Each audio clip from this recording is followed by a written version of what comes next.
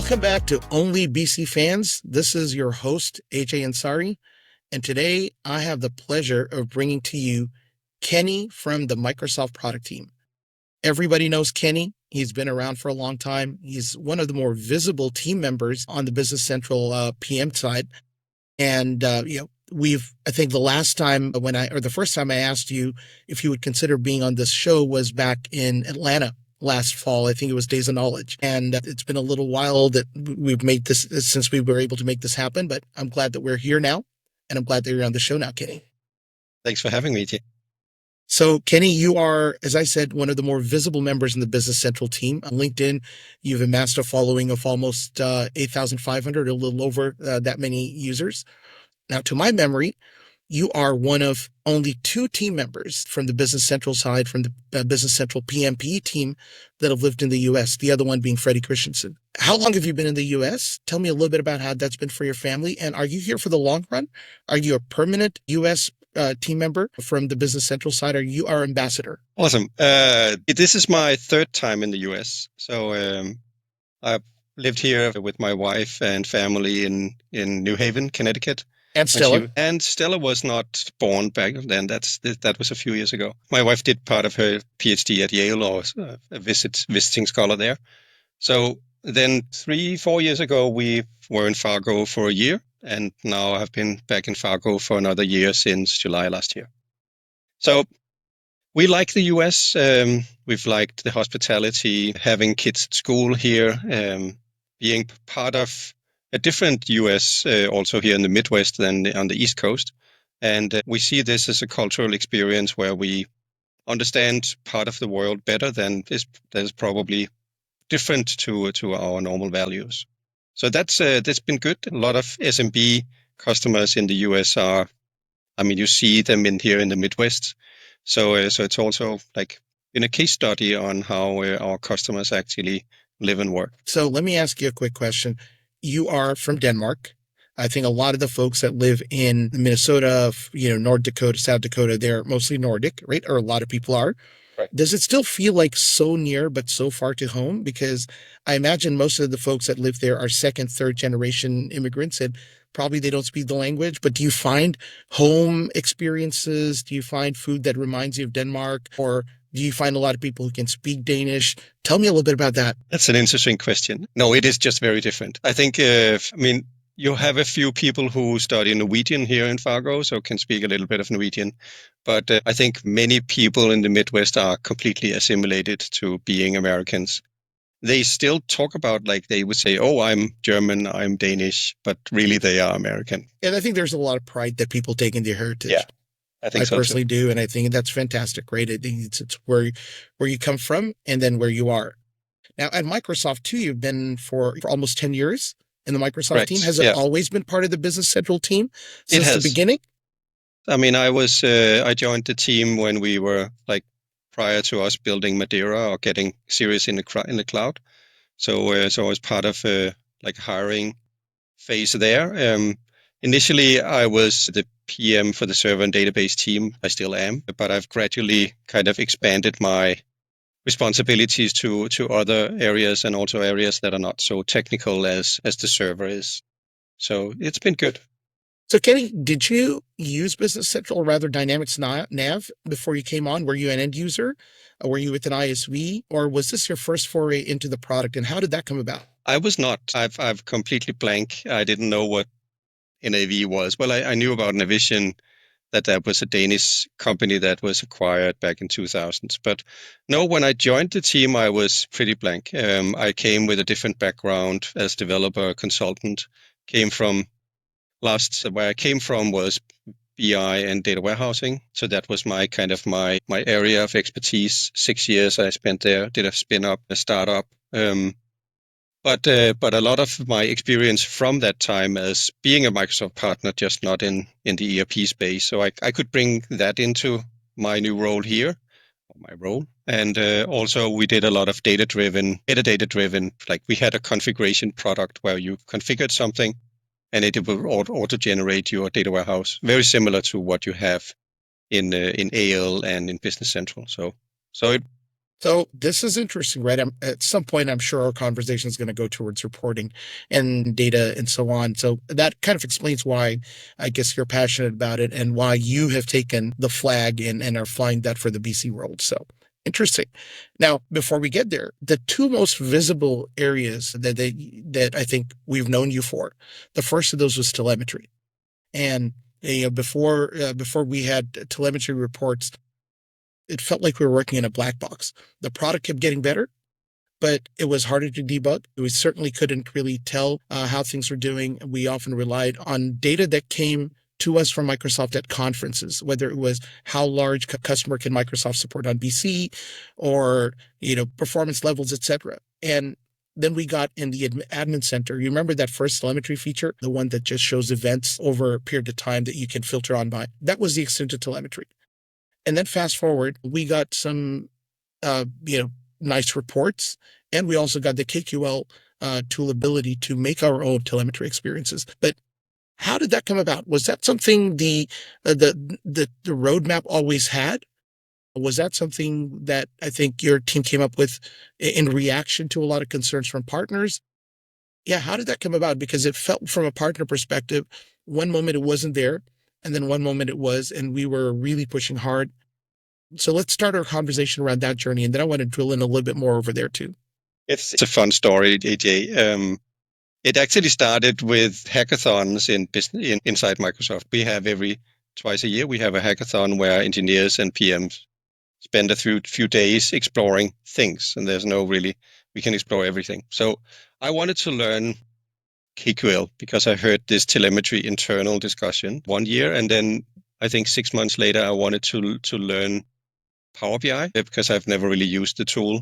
So I thought I would then kind of connect Power BI with KQL. And then once I kind of got a feeling for what it was, and then we had this, as you say, this black box where we needed to give partners insights into what happened in customer environment. At least in the beginning, it was very troubleshooting centric. Later on, we added a lot of visibility for the business side of things.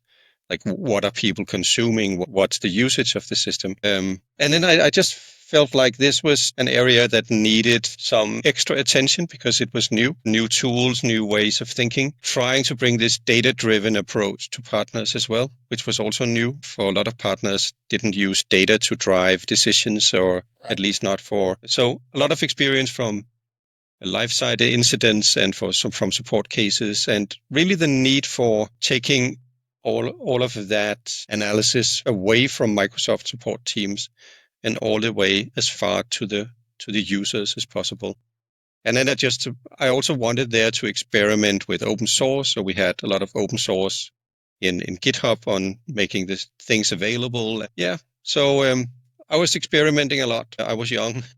I didn't need the money. It was actually just a pet project I did in the evenings, the weekends, like on the side of my normal day job. And now I feel this telemetry effort is in good shape, and it's landed, and customers, partners are using it. Probably we could have more adoption, but at some point I felt, okay, now you need to let your baby go. And I see in the community lots of conference sessions done by people in the community instead of me, which I love. Like, they're taking my baby and keeping it present. Oh, that's a good point. Now I got to ask a question, right? What was Microsoft using before these kind of telemetry apps were created? I imagine you had some view on your side. Did you, when you're creating these telemetry reports, basically take some of the things Microsoft was already looking at and then expose them to partners? Or does Microsoft look at an entirely different set of things in the telemetry? Because you have to aggregate it. Obviously, You don't look at it customer by customer. Otherwise, it's going to be very, very long and crazy reports. For partners, you had to break it down. So do Microsoft telemetry reports that you use to inform your team, do they look very different? They do look very different. So telemetry and KQL and all of this was actually something that the Microsoft teams built when they built Azure back 15 years ago. So internally, we use the same tools as the other Microsoft tools that when they run their business. So we don't use Power BI as the front end. We use other tools, internal tools. But then whatever we learn, at least in the process of defining partner telemetry, we wanted to make sure we didn't just replicate our telemetry, like with the event log, and give it to partners, because like how can like you don't need CPU counts for when we are running it, because you can't really do anything. So we had this principle with telemetry that it had to be actionable. Whenever we put telemetry to partners, it had to be actionable by partners' customers, had to be treated as an API. We couldn't break that, whatever we put out, and it had to be documented. So we have tons of more telemetry internally, but we didn't want to expose that to partners and customers because it was not actionable. That's fair. I think one of the things I liked a lot is not only do you have telemetry for partners, but you also have telemetry for ISVs or app-based telemetry, where you need to know behavior of usage tracking for specific apps. That clearly already identifies two different ways the different partners and groups in the ecosystem want to look at information, and that's very helpful. You mentioned KQL. It's wonderful that we're able to expand some of those, although I'll admit that KQL is sometimes very, a little confusing. It's not as good. Hopefully, I haven't tried using ChatGPT or Copilot yet to come up with some KQL, although I probably should. Going off on a tangent, I know when I build Copilot agents or agents in Copilot Studio, you can use adaptive cards, and I wasn't that good at writing that. I've really turned to using Copilot to build the JSON payload. So maybe KQLs can be done there as well. Have you tried those? Are they easy? Are they, I know are that, they yeah. mostly good? I know that Copilot is amazing for writing PowerShell. And the only reason it is good at that is that there's a lot of training material that the model was trained on, a lot of that. For KQL, it's actually the same. That I think I have provided a lot of sample code for KQL in all areas. And I think that's available in our Learn site and on GitHub. I actually think the co-pilots already know a lot about KQL on Business Central telemetry, simply because there's a lot of training material for it. All right. So final point or thought on telemetry, and then we can move on, is I was very happy when we got some information about pricing or potential cost burden of using telemetry. As a partner, and I know for our customers too, one of the concerns we have when we use anything that's consumption-based is how much will it cost? It's very open-ended. Yes, we can control it. Yes, we can budget for it. We can set a quota. But at the end of the day, if we're hitting our budget or our quota with, only about, 30% of the month gone, then it's a bad thing. So from a cost perspective too, it's wonderful to understand what that might look like. So let me challenge you and everyone else on that. So typically telemetry in Business Central is like $10, $20 a month. Like, let's say that you somehow don't get your cost under control, and maybe it's $200 a month for a customer. But what is it worth having insights into a customer every month? Is it worth $10? I think it is. Is it worth, at least if you use it? Of course, if you don't use it, then don't turn it on. It doesn't matter. So I think the costs discussion is a little bit, come on, get it. Let's put a cap, and then let's not discuss pennies when you should be talking thousands of dollars, right? Fair. That's a valid point. And you make a good distinction there. And this is true for a lot of things, even when we talk about Power BI and reports later today. Everything has a cost, but it comes down to how does it drive the organization? And, are you going to make some use of it? If you're going to use it, a slight cost that goes with it is probably perfectly okay. There's a benefit to that cost that you're going to incur. So aside from telemetry, then when you graduated or you decided to make the community responsible for telemetry, you then took on the mantle of Power BI reports and reporting. I think it started first with some improvements to word layouts, and now you're the face person, it seems, in the Microsoft PM team for all things Power BI. I want to tackle this because this can be broken down into so many different ways. You of lately have championed word layouts. Now, I know as a partner, when word layouts first came out back, I think it was NAV 2015, I too championed it for a while, right? Did some sessions on it, tried to get people educated, but I was very aware of the limitations that existed around word layouts. And we looked at it, at least at that point, the story that was told is this is great if the citizen developer, if the end user wants to build some layouts after the partner's already done everything. And here are some good, nice looking starter templates, and you can build some stuff. Oh, but there are things you can't do. And that story is really continued on. In fact, I know as a partner, I will tell you very candidly, there were times where we tried we really wanted to make Word layouts work because they looked a lot better. They were a little bit easier to work with in our DLC reports. But then we ran into, I think budget issues because it took us too long to fix the last 10%, or in some cases, the last 10% what we were trying to do was impossible. So we're burnt. And now I think you've created a new Word layout engine, if you will, a little bit of more kind of helper tools in there. And you're championing this as the path forward. Number one, did I say it correctly? Is this the path forward? Is this also available in addition to our DLC, or is this now in your vision and your view and the BC team's view, the way to do it? And our DLC is the legacy also able to use kind of tool. I think mainly you're right about that, but with introduction, with the introduction with any technology, there comes a time when, so that's actually any innovation that disrupts things is typically at some point becoming good enough. And what that means to the technology that it is replacing, or that innovation is replacing, is that typically the only way for that to innovate or to survive is move towards specialization or like special cases. And I think that will happen with Word, and I think it's already happening with where I think I don't know if we failed, but what the challenge is 10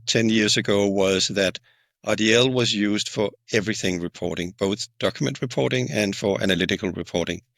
And then we come up with a new thing called Word, and maybe people were trying to replicate analytical reports with summarization and what have you with Word. And that's not necessarily where Word shines. In my opinion, Word shines with document reports. So the invoices, your quotes, and what have you. Both internal and external document reports. So what we did for this release wave and what will likely be postponed until version 27 is modernized all manufacturing reports.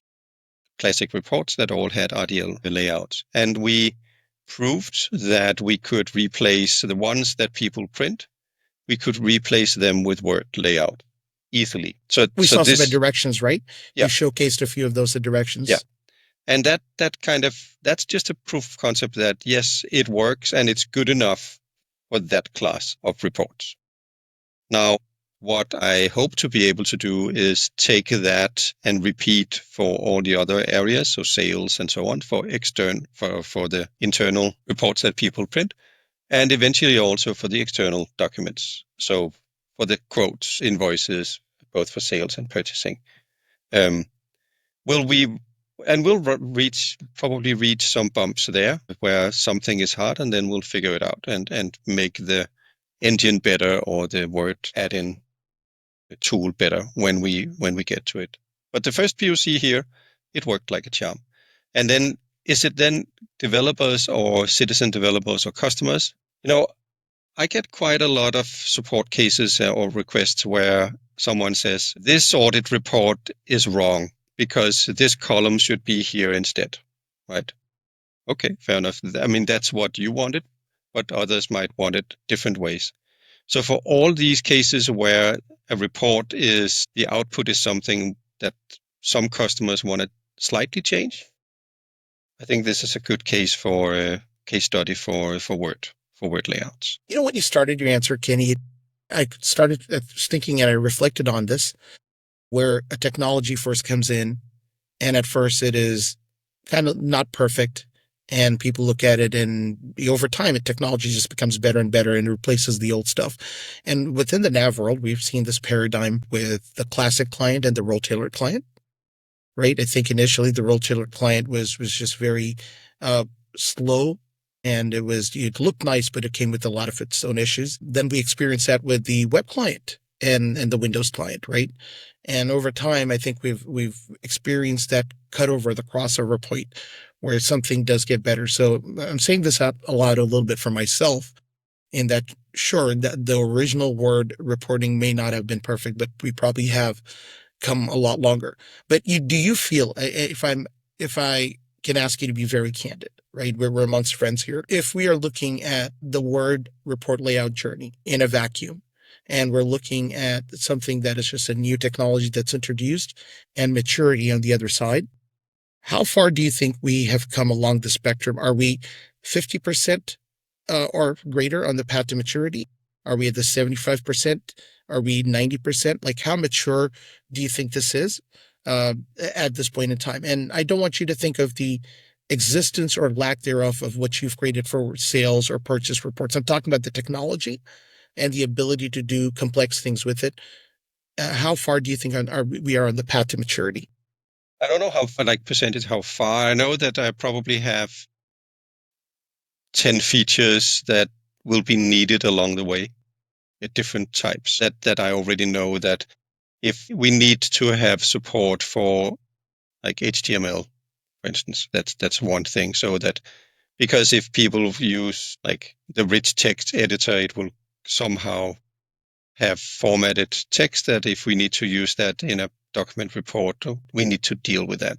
So that's just one example. I think the test really comes looking at usage telemetry and the replacement of existing layouts. Like we won't see adoption until we prove it in the application.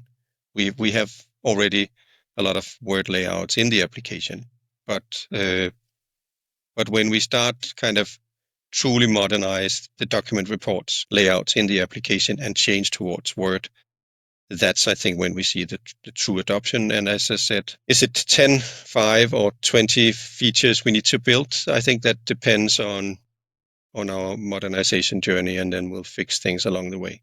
I think that's a much better approach than guessing. We think people need this instead of now we build it and we can get to 80% with this, and for 20% we need these additional things, and then we do that. Are there any instant feedback opportunities within the Word components or the Word layout components? So if we were to use the Word toolbar for Nav Business Central, are there any opportunities for a user over there to thumbs up, thumbs down something or provide some instant feedback if they're having challenges? And if not, how easy is it to maybe add something like that?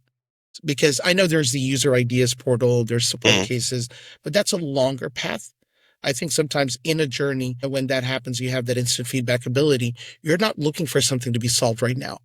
You realize there is a path to product and product roadmaps and road improvement of features and so on and so forth. But is something like that in the product today? And if not, can that be added? It is not. And yes, everything can be added, everything. We can do everything with software, right? It's tongue in cheek. But the hard part of building such a thing is actually not technology. It's all the legal requirements, privacy. Because once we have user input, we are storing like user identifiable information, probably the person, and then we are in complicated area, I would say. There are a lot of regulations around that, especially in Europe, how long time we are allowed, if we are allowed, and so on. I think for now, I would probably would like to spend more time in actually building features that I know exist and then wait a little bit on the feedback tool inside the Word add-in. That's fair. That's fair. All right, let's move a little bit. We're still topic of reporting, but I want to pivot. And our reporting journey in Business Central is divided into a lot of different domains. You've already referred to document layouts, right? We have analytical reports, list reports type of stuff as well. We have the ability to export certain reports into Excel. And then there's also these external Excel-based reporting solutions, right? Like you've got, I think an incumbent was Jet Reports. It's now known as Insight Software. We have Cosmos, and I think we have Data Courage and all too. And some of those actually were transcending into a slightly different area than Power BI reports, both first-party solutions that you have now, as well as the myriad, Power BI solutions. We know, not that you don't know, but at my organization, DSWI, we had our own solution as well for Power BI reports. Philosophically, Kenny, and this is not a right or wrong answer, this is a philosophy answer. Do you think every business needs all of these, or do you think there's a selection of reporting tools that are needed for some companies and other tools that are needed for other companies? Or do you think every organization really needs to invest in all of these different types of reports? Great question. Since we're touching philosophy, I need my philosopher friend here. So I'll just introduce Stella, who is sitting here with me. Yes. Hello, Stella. Hi, Stella. We've seen Stella on LinkedIn. Yep. She's taking a nap here on my lap because we went for a walk just before we recorded this, and she's a bit tired. So, okay, that's jokes aside. I think this ties very much into a discussion we had early on when we did like a product strategy for modernizing our analytics story. That started 4 years ago, 5 years ago. And in the beginning of that, whenever we were presenting to someone, partners or internally, I always got this question, but which tool should I use? It is ingrained in Microsoft that we build tools. We are tool makers. That's where we shine. And therefore that's a very natural question. But I also knew before I joined Microsoft from my time as in BI, business intelligence, that for end users, tools doesn't matter. Right. They need to solve things. They have analytical scenarios, and those scenarios are different whether they are in the top level, mid level, or the bottom level of an organization. So data needs change with organizational role and level of need for aggregation of data change.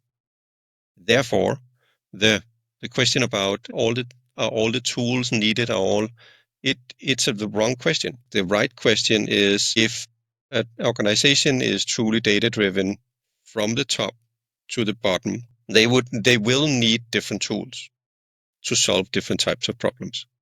And we then provide in the Business Central platform data analysis inside business on lists and queries. So that when you take something into analysis mode, we provide built-in reports for analytics. It will likely be with Excel as the format, Excel reports. We provide built-in Power BI reports across things and financial reporting for the financial statements. And then there is like a myriad of other vendors that have their own tools if you don't want to use our capabilities and our content. So capabilities is the ability to do something. Content is the actual reports. I hope that what we bring to the market now is a really compelling set of capabilities and a set of content that I hope every organization will find some out-of-the-box content that they can just use and don't have to use other tools. And then they will take it from there. I liked your answer, and I'll say why. My background before I joined DSWI, for some years I was in pre-sale. And when you're in pre-sale, the capability versus content debate, it manifests itself, I think, in a way that you don't always see as a consultant or a developer.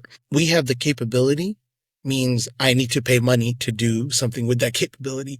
We have content means I can start using this to get value. Yes. But I think the real unicorn or the kind of the most elevated level of we have content is, and this content can be extended.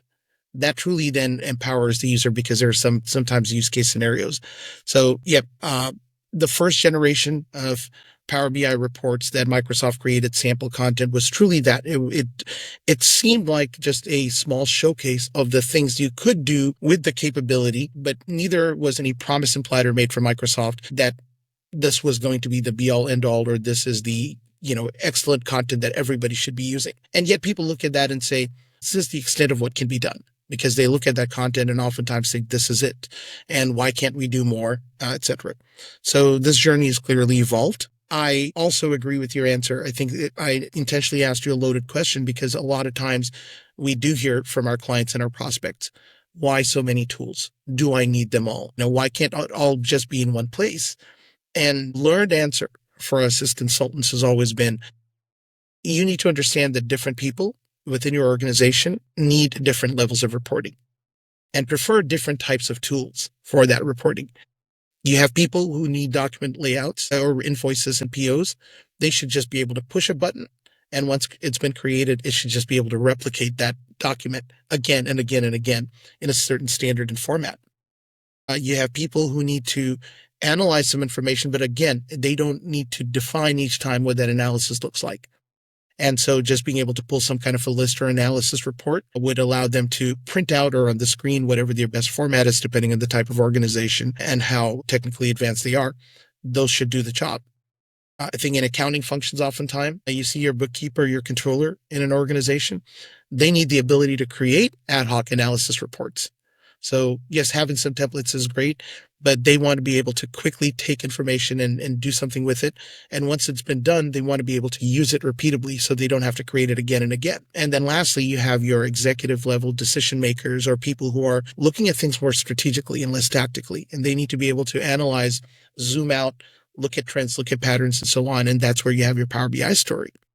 And of course, there's overlaps in each of these areas, and certain tools can be used for more than one thing. I think when businesses start to understand that, when people start to understand that, I think you get a sense of appreciation rather than a sense of frustration that, oh, there's so many different tools here. How do I keep up with all of them? It's really not. I think seldom do you have one person who needs to use all of those reports. Exactly.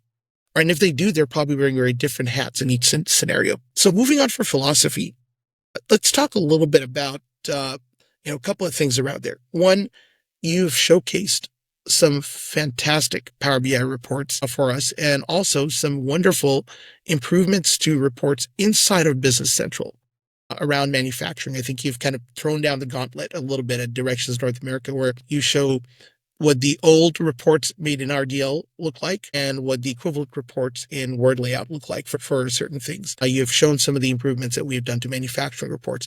Talk a little bit about that. I will also, as I ask you that question, remind you that one of the things that people often feel shy about creating a lot of manufacturing reports is different organizations sometimes want to look at information differently on the manufacturing side. And unlike sales and purchasing, it's not always a one size fits all. I think we took the bold approach to manufacturing analytics to simply just modernize everything. And the thinking from me with that was that there are 25 standard reports in manufacturing and Business Central. I reckon that all of them took a program manager and a developer and others weeks to understand why there is a need for this and then build it. And it's been used for 30 years or 20 years, right? So I thought there must be gold in this. This didn't happen by coincidence. These things are there for a reason and bring value. So let's make sure we harvest this value into the next millennia. And that's why we took every single report and looked at what can you do with this information. And then we decided, where does this belong in a modern world? Power BI, Excel, or maybe something print, or maybe just a list page, or maybe we should just deprecate and say this is no longer needed. So that's what we did. We tried to kind of harvest the gold, and then we did that modernization across the different types of content. I know that this will take time to kind of consume by users and organizations who have done something else for 20 years. So it takes time, but I think we are at least in the October release, we're kind of done with that modernization. I have kind of completely modernized everything. And that was a prototype of how we want to do it by functional area. So taking on next area would be sales and do the same there for analytics. Kenny, does Microsoft have any telemetry on how reports are consumed? Yeah. As in, do you get to see how many, let's take a certain type of report, and does that report get printed?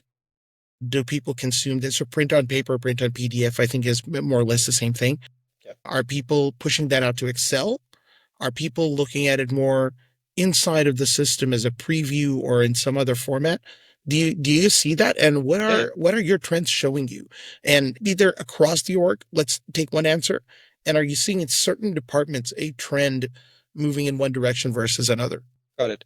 I mean, the same, yes, this telemetry exists also for partners. So you as a partner can see exactly how your users or user organizations consume reports, which reports they run, which types of layouts they use, what they do. And I have the same data. And I use this data for planning this modernization. So what I'm tracking as part of my career is, with my manager, I have in my goals a certain target for our monthly active tenants on Excel or on Power BI. And I keep kind of pushing for this until we reach the goals that we have set up. So what is the trend, if I were to say, go back in, what is the key trend you're seeing? Are people still printing out a lot of reports, or have people moved on? Let's stick with manufacturing as an example, right?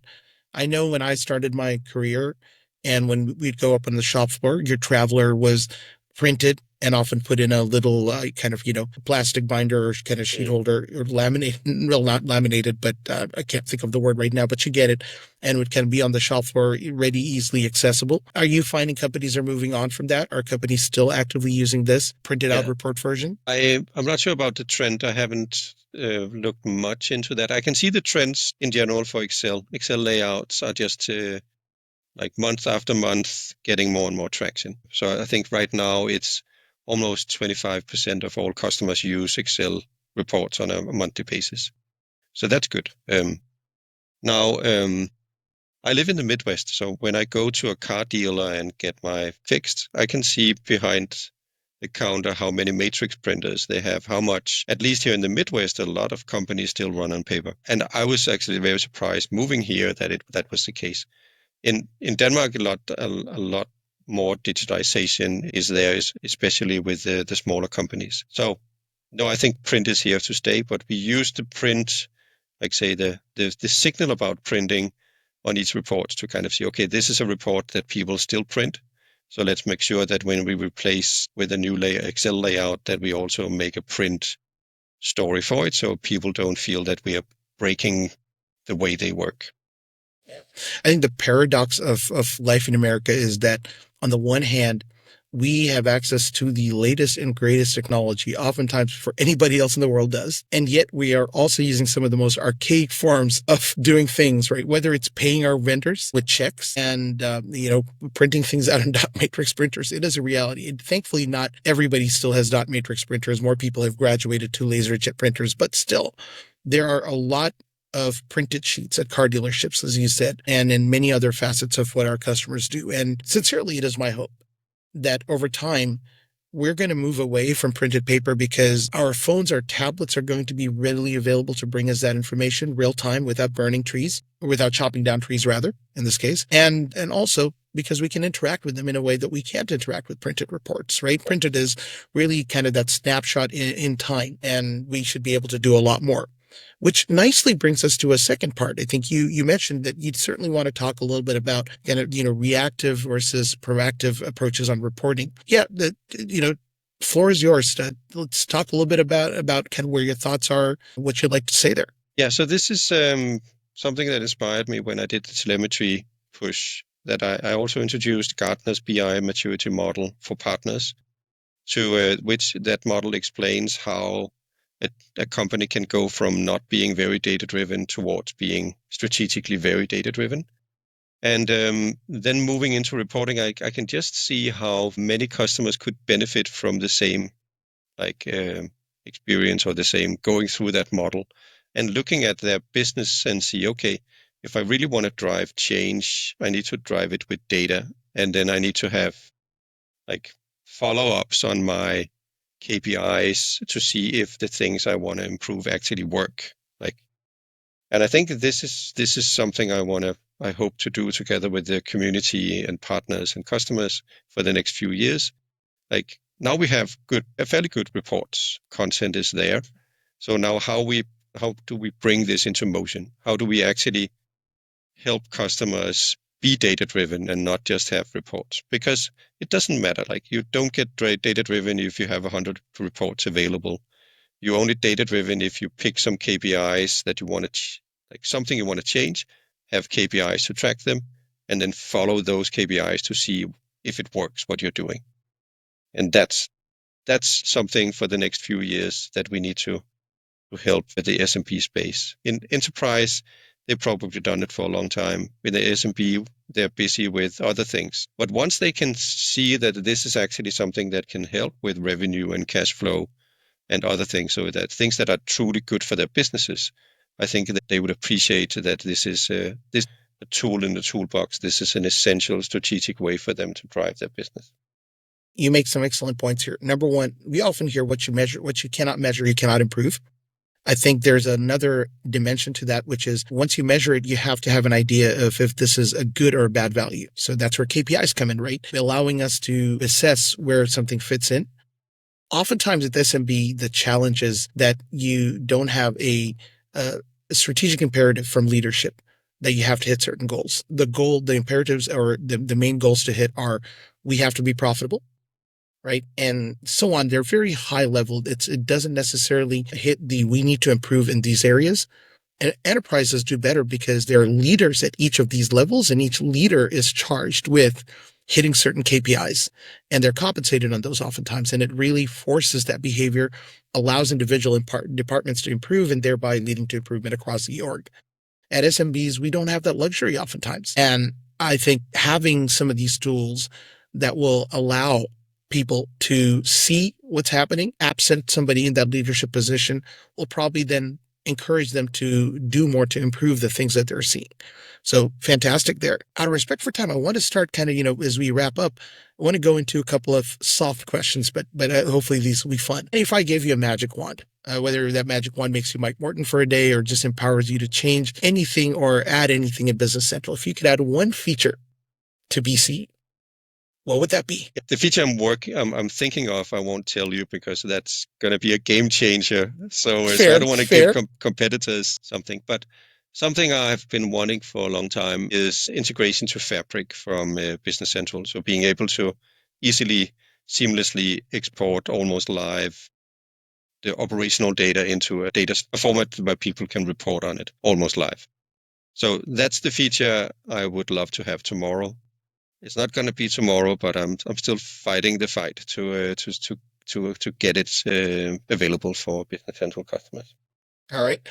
Kenny, are we going to see Stella in more content? Is Stella going to be part of more webinars, presentations, maybe see her other directions? She's right here. We can say hi. Hey, Stella.